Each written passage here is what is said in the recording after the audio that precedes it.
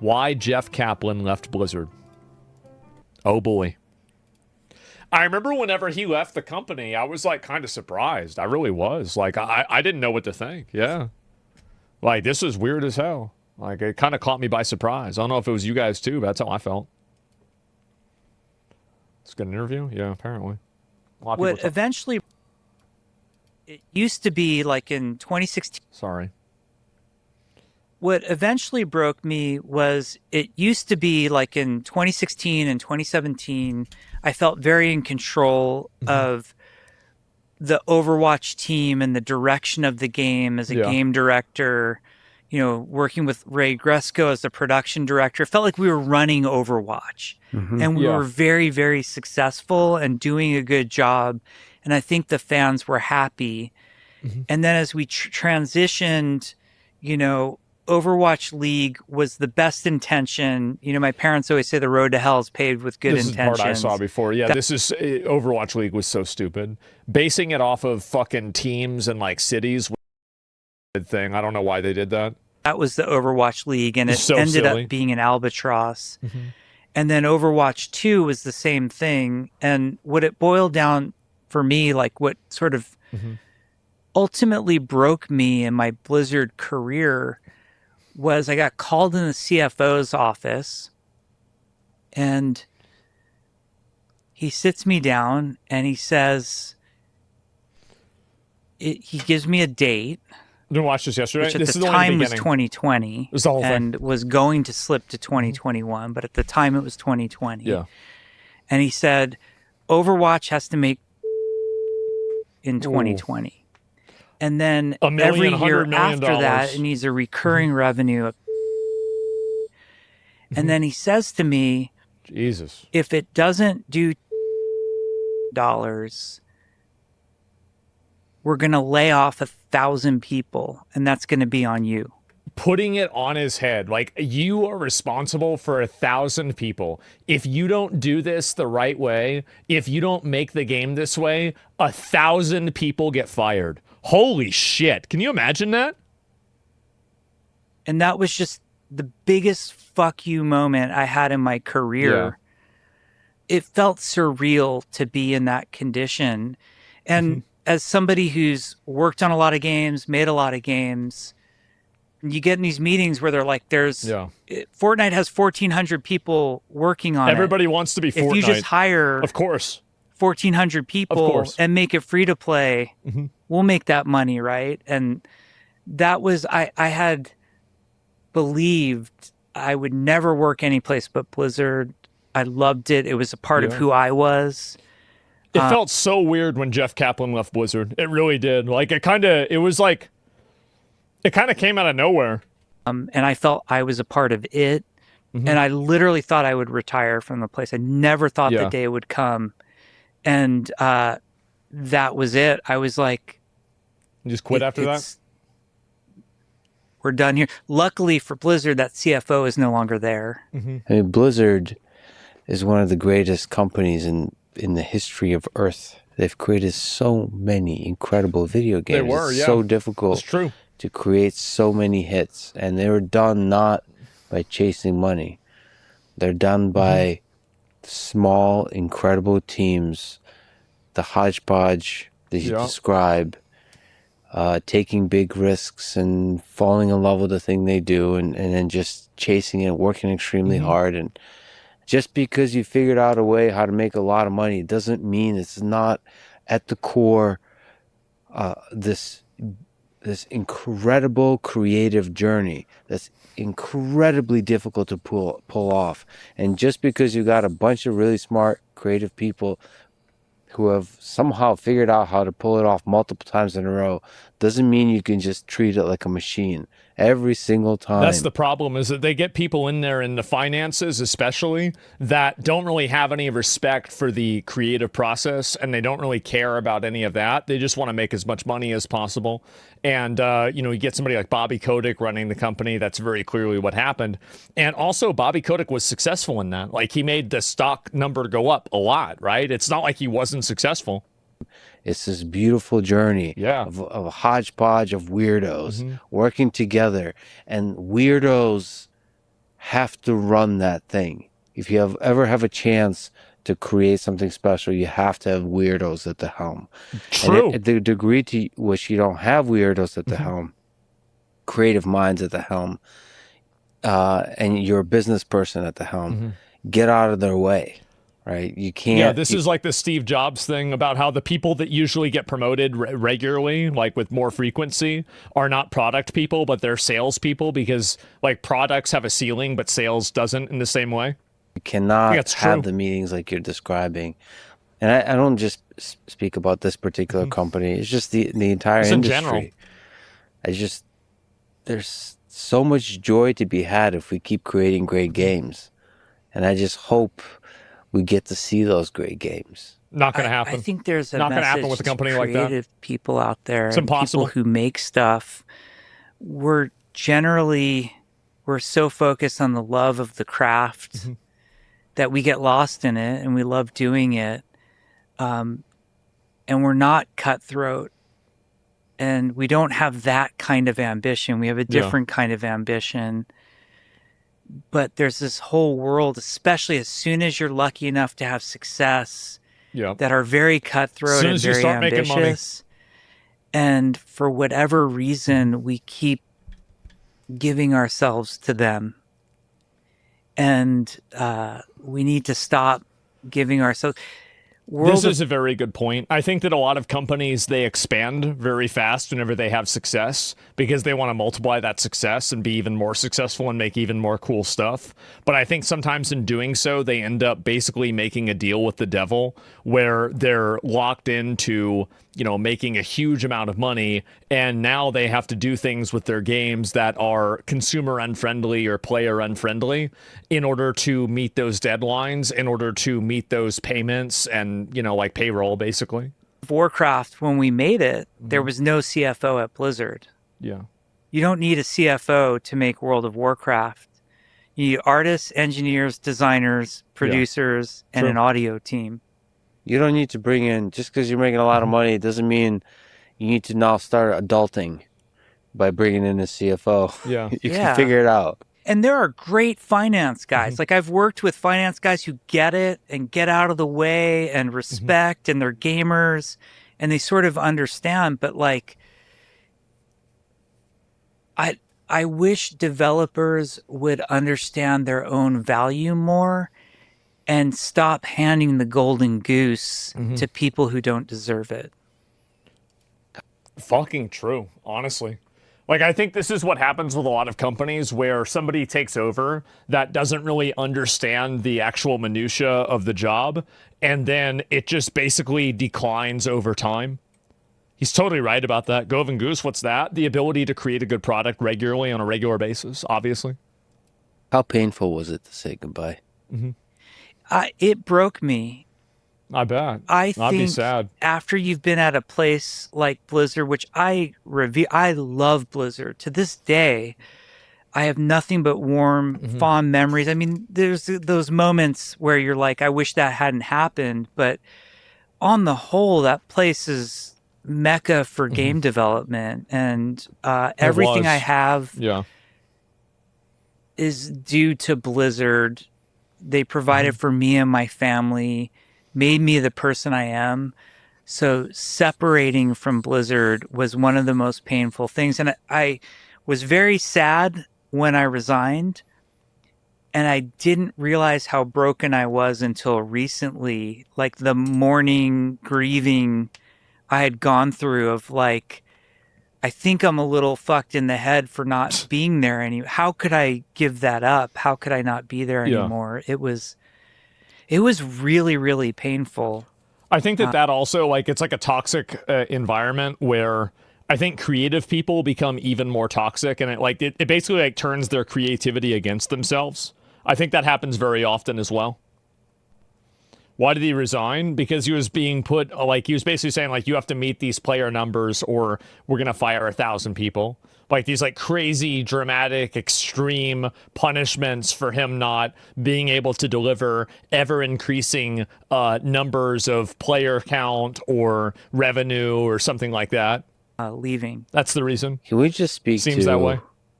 I don't know. I don't think we can give enough love to Blizzard. It's a legendary company. For me personally, for everybody, for millions of people, created some of the greatest games ever. Warcraft, StarCraft universe, Diablo, WoW, Overwatch.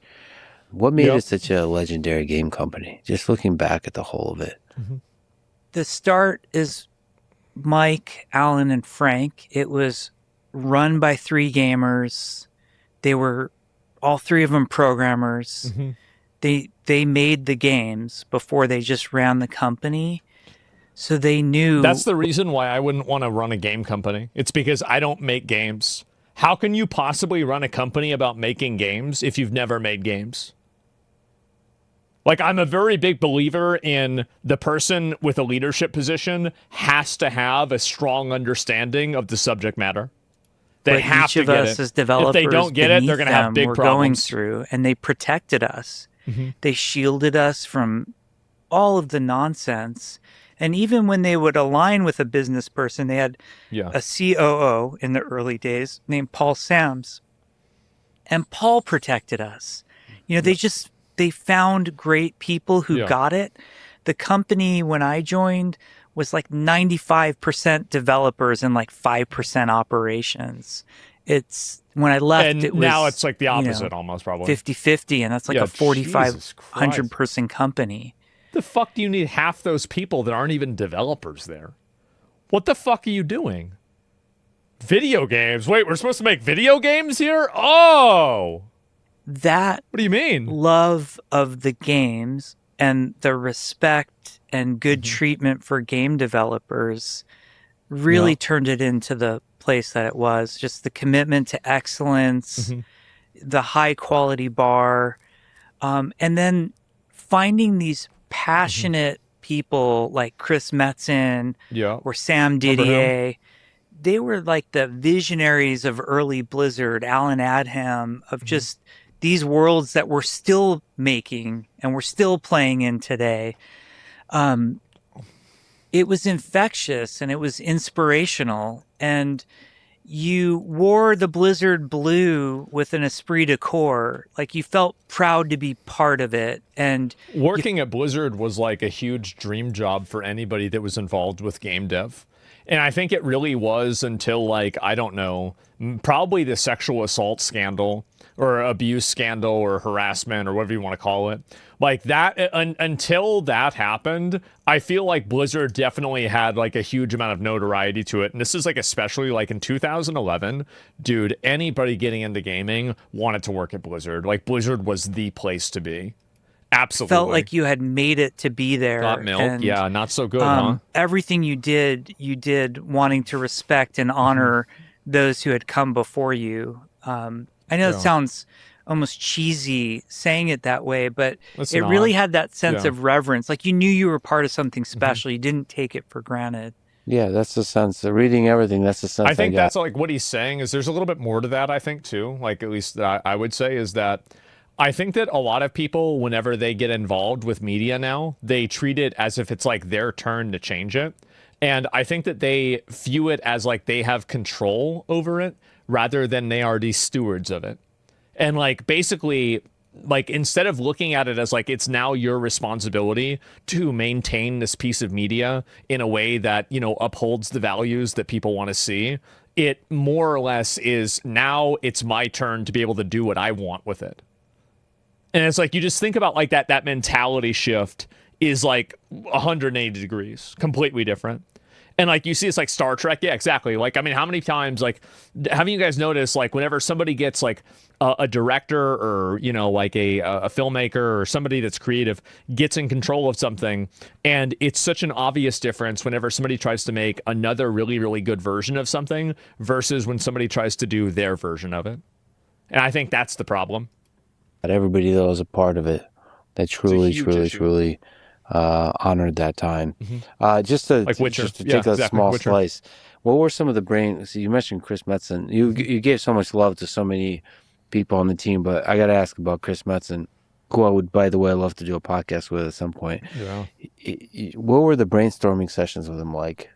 It seems like those are pretty. It's a pretty like intense awesome. guy. Yeah. They were the best. Like, you could walk into a room. Like the way I would work with Chris is early on when I was more junior, it was just sort of getting creative direction from him. Hey, Yeah, Chris, I'm sure. about to work on this zone called Westfall. Oh, What are your heard of that. ideas? You know, how could I capture them in gameplay? Well, that won't quite work. How about like this? It was more like Yeah, that. that's smart. Later on, like I still remember the first discussion I ever had with Chris about Wrath of the Lich King. Which, by the way, you know what that implies? That conversation implies? It implies that they basically gave him autonomy to make decisions for himself, which is like that's huge inside of a company, especially whenever you have like so many moving pieces. You have to be able to do that. If you can't do that, it's gonna fall apart. To his office, like, hey, we're finally doing it. We're doing the Northrend expansion. Yeah. You know, what excites you about Northrend? Tretta, you went back for reassurance. Yeah, exactly. That's all you had to say. They trust you. And he would draw a map, and he'd start pulling up old like Warcraft 2 and Warcraft 1 manuals and, you know, showing you like pictures he and Sammy had drawn and like maps. He did the same thing that I've done on my stream, except for he's the one that actually drew them. That's good. And all of it, he would just go on for an hour. Yeah. And then I would sort of digest. I just listen, taking constant notes. I'm photographing his whiteboards all the time. And then I go back and start to put those into design flow of like, okay, what's a zone? What's a dungeon?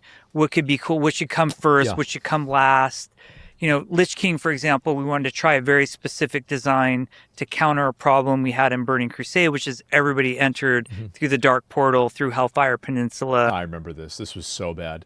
And that they even explained this very clearly. They said Howling Fjord and Borean Tundra are on the opposite sides for a reason. I remember this so well. All the server programmers hate you because everybody loads into the same zone at the same time. Lich King, we split them up. Why do you think Hyjal and Vashir were the same way?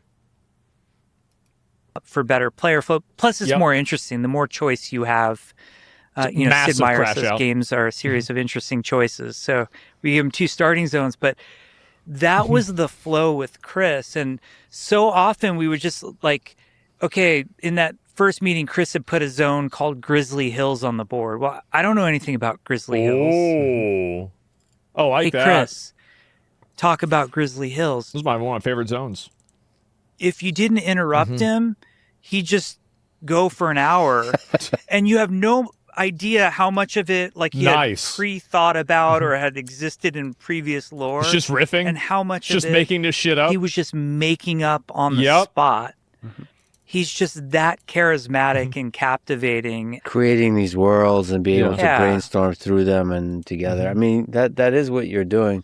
As a consumer of those worlds, you kind of take it for granted that they're incredible, but like you're crafting them.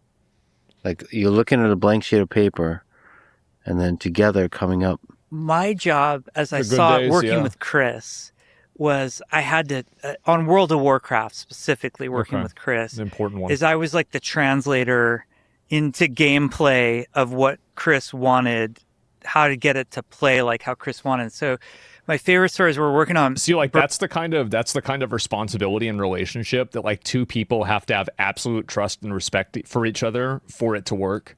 Because like if you have the person like, because you have such a different skill set than that other person, and like vice versa, that you just have to understand and like accept that this person is also a top performer. You are a top performer. Nobody is like the winner or the loser, and it's just about figuring out how to do it the right way.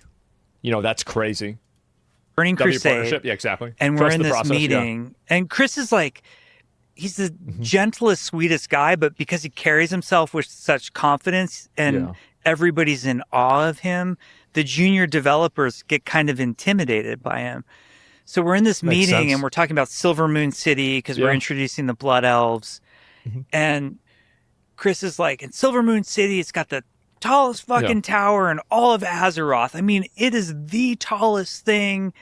You know, it's mind-blowing. The awe of it. Only the Blood Elves could build it.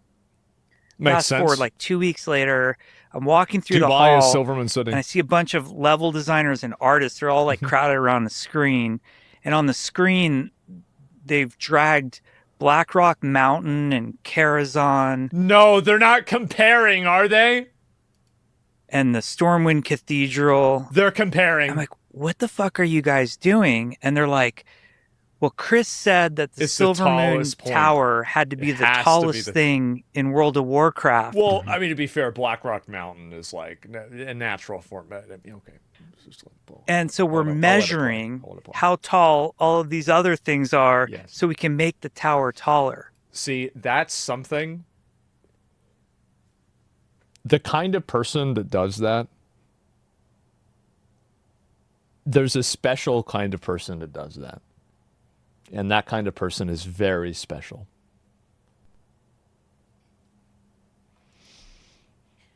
Yeah. I'm like, it's passionate. guys. Yep. They are. Chris doesn't know how tall the Yeah. burning steps, and the cathedral in Stormwind is. What Chris means is just One make step the at the- tower really fucking tall. Yeah. You don't need to measure it. And they're, oh, okay. That's Oh. okay. Yeah. Like, are you willing to take the heat? I'm like, I'm willing to take the heat on this one, guys. Yeah. Respectable. It's just a feeling. It's Yeah. a vibe. It's a vibe. Yeah. And I also just personally have to give all the love in the world for the current Diablo 4 team, because I've spent Come on, Lex. Bro, like, can't you just play PoE like a normal person? What are you doing, man? Like, come on. What is wrong with you?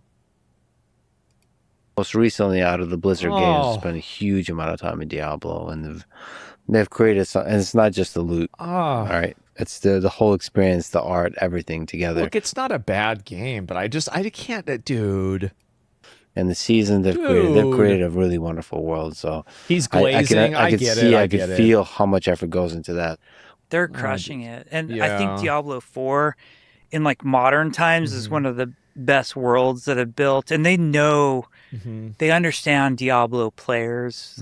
Like that community is so hard and so demanding, and He's seen the that videos. team is amazing. Yeah, there's a lot of richness. It's like it's really, I mean, I don't know how often you get that, but it's really the perfect Diablo game. They've really like evolved a lot, grew a lot. So there's this whole mathematical. I will tell you that. Like, I'll tell you that definitely Diablo 3 is like much better than Diablo 4 is much better than Diablo 3. I mean, he's right about that. I just don't really think it's. I could talk about Diablo 4 and how bad it is for like 3 hours. I'm just gonna skip it. Like, I think PoE 2 is just like way better. It's like it's just better in every single way. It's not even remotely close. I don't know why Lex is trying to do this. I have no idea. Component of Yeah. just so many numbers everywhere, and it's all balanced really masterfully. And then of course you have to come up with new content with the seasons, and they figure out ways to do that. So and a crazy pace, and still make it super fun. They're a great live team. Yeah. And for me personally, like I said, the couch co-op experience have been really like that aspect. The of it cinematics is are really great. good? Just all of it. Okay. It's one of the greatest games in recent history. One of the things I wanted to mention, because this is Look, I guess if you're a casual player, Diablo 4 is not bad. Diablo 4 is not a horrible game. It's not a horrible game. I just like, as a more hardcore player, like I just tremendously prefer PoE 2. But I thought about playing Diablo 4 again. powerful That's just speech my opinion. is sort of, instead of doing some kind of corporate goodbye as you were leaving Blizzard, Yeah. you allegedly shared with your team a video of David Bowie giving advice, and people should go watch this clip. But if I may Why you should read never it, play to the gallery? Bowie says, "Never play to the gallery. Always remember that the reason that you initially started working was that there was something inside yourself that you felt that if you could manifest in some way, you would understand more about yourself and how you coexist with the rest of society. I think it's terribly dangerous for an artist to fulfill other people's expectations. I think they generally produce their worst work when they do that." Streamers are the same way. They are. They're the exact fucking same. And the other thing I would say is that if you feel safe in the area that you're working in, you're not working in the right area. Always Damn. go a little Damn. further into the water That's big. than you feel you're capable of Jesus. being in. Go a little bit out of your depth. And when you don't feel that your feet are quite touching the bottom, you're just about in the right place to do something exciting. Damn. Speaking of which, You are just about in a place to do something exciting after leaving Blizzard. You told me that you tried to take some time off. Yeah. How did that work out for you? Not so well. My wife. I couldn't imagine myself taking a lot of time off. Like, give me 1 second, I use the bathroom. But yeah, time to collab and do something exciting. Why don't you relax? I'm not talking about myself. I mean everybody else except me. I'm back. Relax. Calm down. We're good. It's okay. All right. Wonderful. Told me I needed to take at least a year off, and just A year. You know, I've been going really hard. I'd gone 19 years, barely taken vacation. And I let Blizzard consume me. And, you know, I was crushed by leaving because I loved the place. And I didn't know what to do with myself. I was pulling weeds in the backyard. Literally, gardening. Yeah. Well, she won't let me. Damn.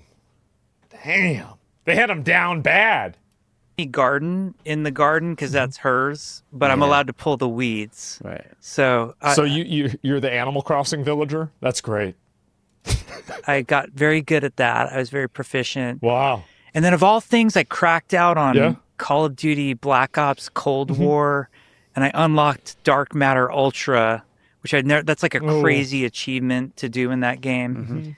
So I did that, and then I couldn't help it. Like, it's how I'm programmed.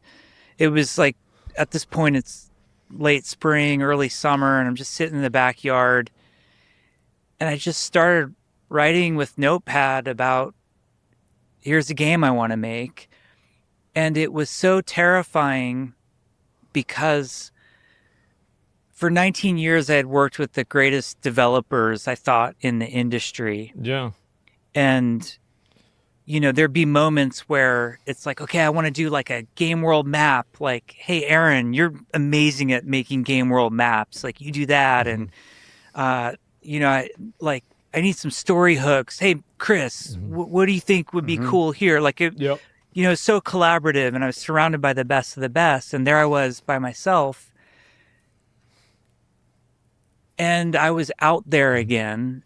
And I loved it. It brought all the joy of game making. I thought games were no longer fun to make because it was only like about corporate business. Yeah, corpo shit. And somebody's asking me for unreasonable amounts of money and unreasonable amounts of time. And I had forgotten the pure joy of the craft of making games. This is the reason why I think indie games are outperforming AAA too, is because there's a passion to it that I think that really, you know, it's kind of like it's like 90% like kind of the actual work, but then like that 10% passion kind of ends up tying everything together. And actual games, not a product. Yeah, exactly. Like, it's the creative pursuit of it. I was designing, I was going on, I was watching YouTube videos is the same way. To learn Unreal and Adobe Illustrator and all these things to like help me make games, whatever, Blender. I had no right to be doing any of that, and it just felt so amazing to do it. And I sort of realized I came to two realizations. One, I never want to work for someone else again. I never want to create something and then have somebody take my baby away from me. Yeah. You know, that's really hard when that happens. And it's sort of happened a few times now, you know, where you have to just let something go that you created. And I wanted it all to be focused on the craft of making games. In his mind. Art, programming, design, audio. You know, like just not about the bullshit of the games industry. I'm not interested in the games industry. I'm not interested in the business of games. Exactly. Not interested in the entertainment industry. Fucking exactly, especially the entertainment industry. People that want to get into it. Failed art students and people that are too ugly to be actors that want to take their theater projects and turn them into a video game. Please stop. Stop it. We don't want it. It has to stop. It's Ugh. just Ugh. game jamming, Yes. making stuff that we're going to play together. They think they're Kojima. They are. And around that time, Yeah. my The Kojima. I call him my Failed art development students? Yeah. soulmate. There's a programmer named Tim Ford. Mm-hmm.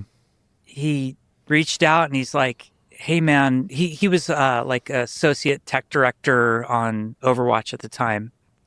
He's like, yeah, I don't think I can do this anymore. It's just not like it was, I just handed in my notice.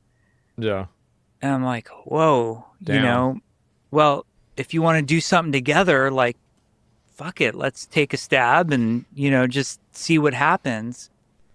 And Tim came over to my house and, well, before that, he says, my last day's on Friday and my exit interview's at like 1 o'clock. I'm going to be over to your house at like 2 o'clock that afternoon. Damn. And I'm like, well, don't you think you should take some time off, Tim, before whatever's next? So for he you? just Take wanted a to month leave. off, Yeah. Meg, his wife, will appreciate it, just go pull weeds in the garden for a while. Yeah, bro. Like, And finish your he's interview, like, immediately go to another place. I'm a programmer. All I'm going to do is program for a month. If I take a month off, I might as well start programming our game, which Brilliant. it was so awesome when he said that. Man, bro, like that is a guy you want on your side, bro. Like, damn. Brilliant. Damn. He came bro, over like, wow. and I pitched him this idea for a game and I pitched Our him, game. let's start a company. It's a real G, And that was it. Like, that was the birth of us making a studio. Now, meanwhile, as far as the outside world is concerned, you've disappeared off the face of the earth. Smart. But you were actually Really smart. working on a game. Yeah. Yeah. I needed to be away from the world. I needed to not have, I wanted to not get attention from anyone. I needed to not read my name on Reddit or, Fucking exactly. Yep. any internet site. I wanted to not come up, let some other Jeff Kaplan bubble the top of the Google, Yeah. search list. You What know, our studio? So he's making a game called Legends of California. I think that's what it's called. And if you can believe it or not, it's actually not about an HR department trying to figure out how many genders there are. It's a Wild West game.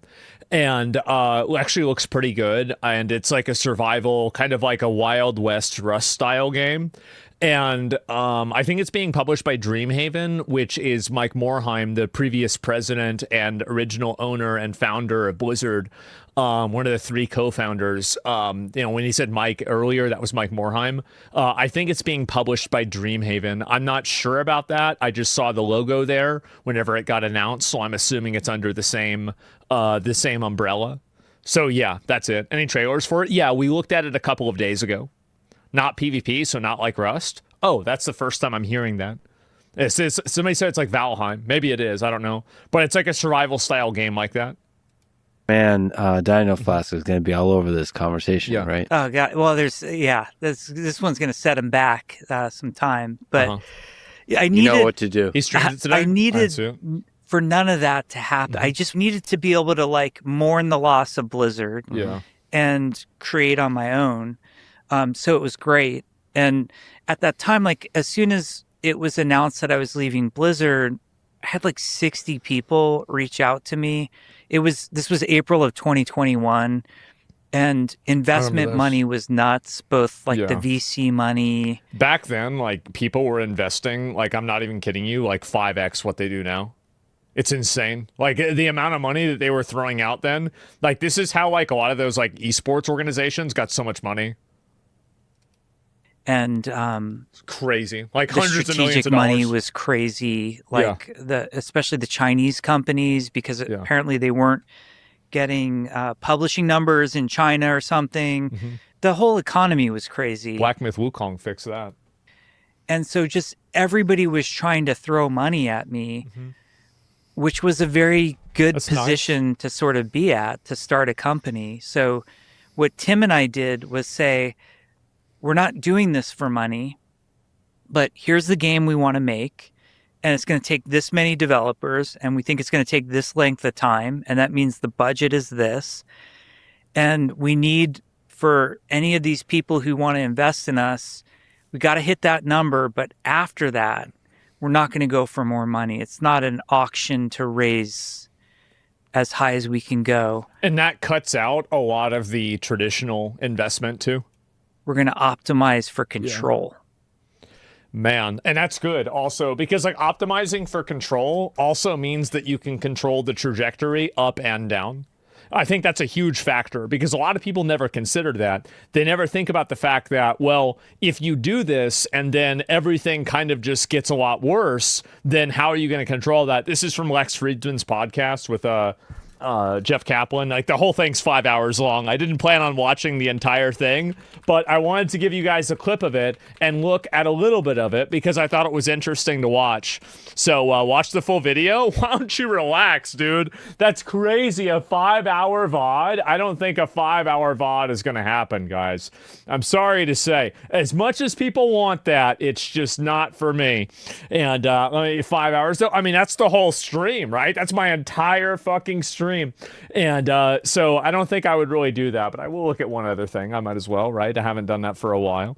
And should become a rival? Maybe, right? I mean, I don't know. I don't think that there's going to be... I will probably watch, honestly, I will probably watch another one, like maybe tomorrow or something like that. Like, because Jeff Kaplan obviously was like one of the OGs, right? He's been one of the OGs for a long time. So I do respect him a lot. If you want to show Tiggle, for people that don't know, that was hilarious. Oh, God. What is this? Can I pull this up? I haven't seen this.